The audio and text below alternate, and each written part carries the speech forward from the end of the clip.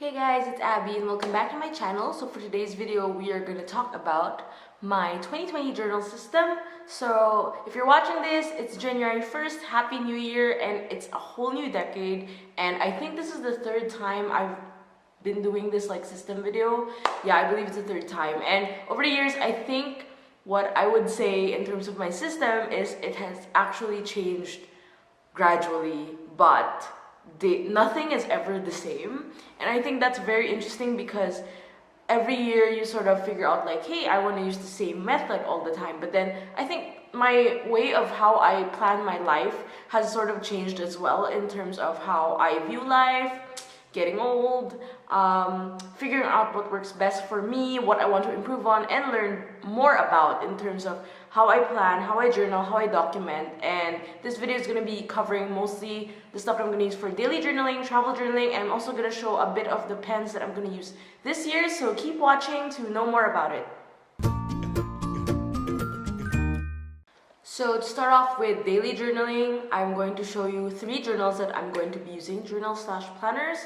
Basically, it's just 1 journal and 2 planners, to say the least. Yeah, okay, I'm always getting confused with the journals and planners, but anyway, so the first one I'm actually using is the Hobonichi Weeks, which you have seen in previous videos. If you haven't seen it, I'm gonna link it down below. I made a setup video with the Hobonichi Weeks. So this is my second time using the Hobonichi Weeks. I figured it was something that I had to get at the last minute. I was literally stationery shopping in Berlin, and I saw it at one of the bookstores, and I was like, I'm getting it. I don't even care. But also because this design has been on my mind for so long, but I didn't know if I really needed it. But now I figured after 3 weeks of starting to plan my life here, it was really necessary. So if you see with the footage that I'm sharing here, you will see that there are a lot of information apart from the monthly overview. You have weekly overviews, and at the back part you have extra pages. If you're buying the Hobonichi Weeks Mega, you have more pages at the back, which I don't think I need because I have a separate work notebook. But for me, a bit of extra pages is enough because I brought this to my flight and I need to write some notes. Then I have extra pages at the back, so it's a win-win situation. I also like the Weeks for its compact size. Apart from the compact size, it fits well in my bag, and the plastic cover that I'm using also has a pen slot. I also use the Porter case from time to time as well, depending if I'm traveling or I'm just gonna go for daily errands. The next one that I'm using, this is actually for more of my way of improving with regards to drawing.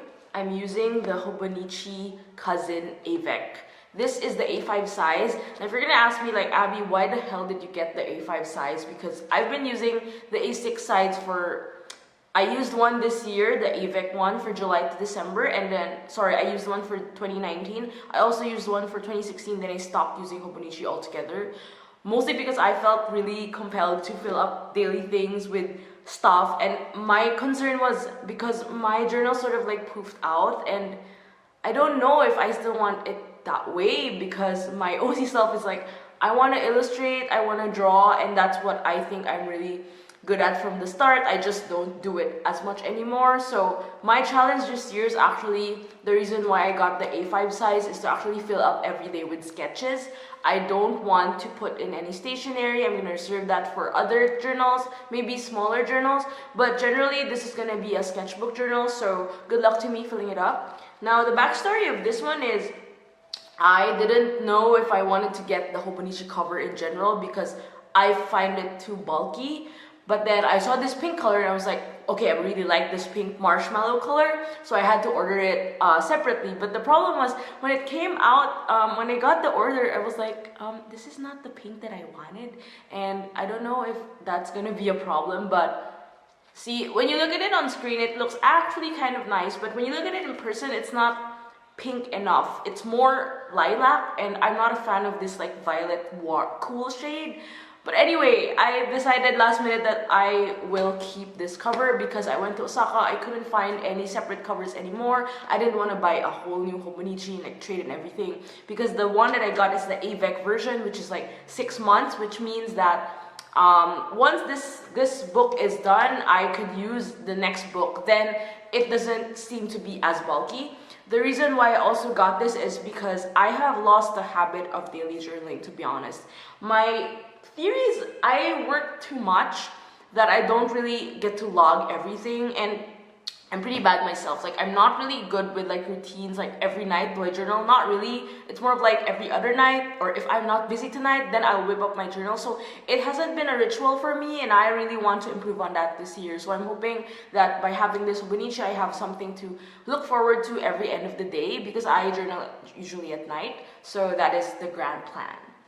The next one is the Everyday Explorer's Planner, which I already have shown you in a previous video, which is the setup video for that. Now, I decided to use this again because I want to support my friend, CH. And this is the second time I'm using it, and I actually started last October, which was during the PaperCon month, because I wanted to test it out at once. Since it's undated, it's more of like a yearly edition, then I could just start anytime that I want, as long as it starts at the first of the month. And what I like about that is I use it for work. At the same time, I use it to log my goals and my overall overview of the next 90 days, which is my favorite feature from the planner, obviously. And apart from that, I think it's really important. At this point in my life, I'm kind of confused on what else I want to do. So with this planner, I think I will be able to get myself some sort of clarity and be able to move forward in life. Now let's move on to the travel journals. So a lot of you have been asking, like, what travel journals are you using? Every year, again, I always change, but I always stick to the TN size one.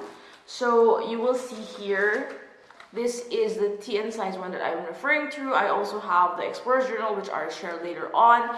But generally, I have the TN size ones for sketching or for collage work. It really depends also. Sometimes my moods change, and where I travel affects what type of output I do for my travel journals. And I think that's a huge factor to consider if you're choosing what travel journal you want to use. But first off, I'm showing you this travel journal. It's called Dessin. It's from Soumkine. I don't know if that's the right pronunciation, but the owner was kind enough to send me some Soumkine notebooks, and I'll do reviews on them this year. This is a 11 by 21 centimeters, 48 pages, 120 GSM, smooth 100% cotton paper. It is fountain pen friendly. It is perfect for calligraphy, writing, and drawing. And it's slowly handcrafted by Soumkine. I believe this has like limited, yeah, they have their own like number, so it's really made by hand, and it's really interesting. So I've used this lately for logs on trips, especially during my recent trip to Japan, and I had some from Switzerland as well. I like this because it's slim, compact, and I can take it around. My only downside is if you're looking for a durable notebook, this isn't really the ideal case for you. You have to put it in a nice nifty case and put it where your stuff, because it's not hard bound. So that's my only concern. But personally, this doesn't really affect me, because I just need it to be slim and I can carry it anywhere. Now the next notebook that I'm using, travel journal that I'm using, is from Mossery. So I've actually started using it already last year. So this is a Mossery sketchbook. I got the mixed media one, but only because it doesn't make much of a difference. I think it's like 200 to 250 GSM, while the watercolor one's 300. But yeah, it doesn't really make much of a difference for me. I think it really just matters on if you're interested in textured paper, then I suggest getting this. But if you're not into textured washes, then I don't know if you would actually get a watercolor sketchbook or buy a hot pressed watercolor book. Because like for moleskin, I also used moleskin for a time. The paper is also a bit rough, and this is, well, typically people use the cold pressed or like the rough textured ones for sketching, which I find really useful because it adds more like texture and character and dimension to your sketches. But it depends on people, but for me it really works well. I think I'm gonna put this more on for my watercolor sketches, watercolor paintings, and travels within Europe. For some reason, my travels within Europe tend to have more illustrative stuff because there are a lot of things to draw. Also in Japan, but again, like I like my whole black and white scheme that I was going for when I was in Japan. So again, this is like something that I learned to implement over time, I guess. From the Now, apart from the Dessin journal, Dessin, I also have this Explorer's journal. This is by Everyday Explorers. I don't have the band anymore, but what's nice about this, when you open it, has like this like really vibrant inside front spread, which is very obvious that, you know, it's from Everyday Explorers with the colors. So I've been using this last year for a lot of my trips within Asia, short trips. I also have logged in my Berlin trip, but yeah, I logged in my Berlin trip also. And the format I got is actually on the top part there is like a line. So here you could put some titles, and then at the bottom you can put images and text, which I find very interesting. And I also use it for borders like this, which really makes much sense for me. Yeah, I haven't finished updating this, but this was from my recent trip to Tokyo for Bungu Joshi. The paper is also very good. The top part is blank and the bottom part is dotted. So again, it's really easy for writing text. Now let's move on to pens. So I have debated quite a lot on what pens I wanted to use. Every year I use different pens. I have debated with whether I wanted to use fully just, you know, Muji gel pens or move towards ball pens for my daily planning. Like, there is, I guess for me, there's like a difference when you write in a gel pen and a ball pen, but yeah, let's just say I am at peace with both types. So first off, I'm going to be showing you my pen test for Sarasa. So I got this Zebra Sarasa vintage pens a while back. I think this was like during Manila International Book Fair. There was a Zebra booth and everything was on sale, and they were like, oh, you should get this Sarasa set. And I'm like, okay, I've been wanting this for a long time, so I got it. It's in 0.5, so ideally it's the best one for me because I'm either using always a 0.38, 0.4, or 0.5 because I'm not into like thick points, only because I write very small and it sort of becomes too thick when I use the 0.7. On the other hand though, I do have a set of Pilot G2 pens, which I really like as well. I also bought it at MIBF. The vintage colors are really nice. I like the shades of blue because that is what I don't have for the Sarasa vintage set. I use this mostly for headlines and bigger text that I need for my planners and journals. Next up, I also bought the Mildliner brush pens. This was from Bungu Joshi, which you'll be seeing in the next couple of weeks for my video haul. I got these pens because as much as I have the Mildliner, I only have like 3 colors. I have the coral one, the yellow one, and the gray one, but I decided to use more of the brush because actually you can also use the brush. Apart from brush lettering, you can use it for highlighting as well, and it is double tip, so you can use the round tip for notes and other things. So I really like it. But as far as ball pens go, I am very basic. I just decided on using the Pilot Acroball. The Pilot Acroball is very, very interesting and very simple and smooth to write on. I bought this in National Bookstore. I think that was like, I don't think it's 100 pesos, maybe like 60 something pesos. I clearly forgot, but I got it at the Mega Mall branch because they have a lot of pens there, and I was like, you know what, I'm gonna use a pen for a change because sometimes I like my gel pens, but the problem with gel pens is you can't use a highlighter for it. So I don't know, that's why I'd rather use gel pens that are colored because immediately the color stands out. But if you really want to focus on using highlighters, like, you know, very schooly, I used to use a lot of highlighters. I used to write in ball pen when I was in school, except for penmanship contests where I use G-Tech. So yeah, I think it really depends on your preference. So overall, my 2020 journaling system is kind of no frills. I think when it comes to a point where you can remember everything, it becomes easier for me to manage because last year I think I used too much. I don't know. I wanted to try a lot of new things, but also because the impact of going to places and seeing different kinds of planners. I actually went to Japan twice last December, and I was really like skeptic, like, should I just have changed my planner to, you know, I saw the other alternative to Hobonichi is called Torinko. Yeah, Torinko. I saw it in Loft twice, and I was like, it looks nice. So I'm thinking of doing that next year, maybe try something new. Also, I have been considering the Jiban Teco for quite a while now, but I'm not really into the vertical scheduling. I have to learn that because I'm not really the type to manage my time that efficiently. Not that I'm not good at it, it's just that I don't keep it in schedule, so then I can't really estimate the amount of work and time that I spend on work. So that's my concern, because now I think with the weeks we have the horizontal format, also with the Everyday Explorers Planner, it's really easy for me to see everything at a glance versus like seeing everything like vertically aligned. And I don't know, but I do want to explore a lot because there are a lot of journals to explore in planners, and I think in terms of my habits, I hope this year I become better at it.